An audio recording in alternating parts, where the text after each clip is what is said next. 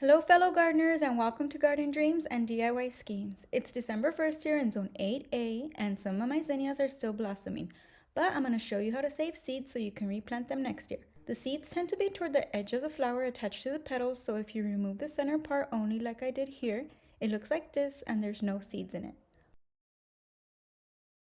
Also, if you pick the flowers still too fresh, when you pluck the petals the seeds will be green like these. And you could collect green seeds, which can avoid losses to pre-germination and darker seeds if it rains, but it's best to pick a super dried out flower and you'll get the seeds at just the right time and they'll be darker, just like these.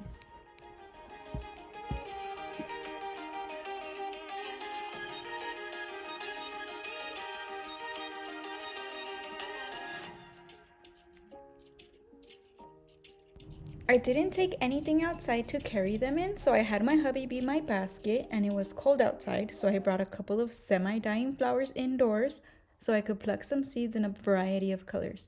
You want to make sure you avoid harvesting seeds from flowers that had mildew or any disease on them when they were blossoming. And pollination doesn't always occur, so you'll have some with good viable seeds and some without. It's kind of hit and miss, but I have plenty to harvest from, so that's okay.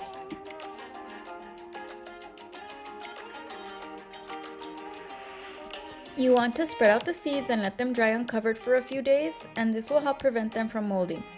After they dried, place them in a paper bag for storage or a glass jar. I placed mine in this plastic storage that I had from one of my cosmetics.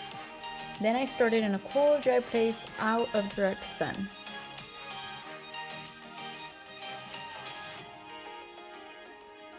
I have a label maker, but it's out of battery right now, so I wrote down the type of seed and date the old-fashioned way with a pen and paper.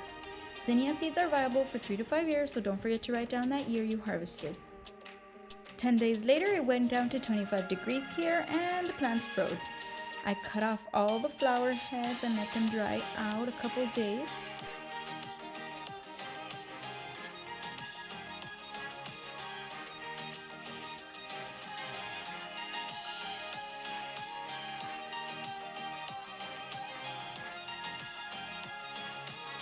A week later, my daughter helped me remove all the seeds.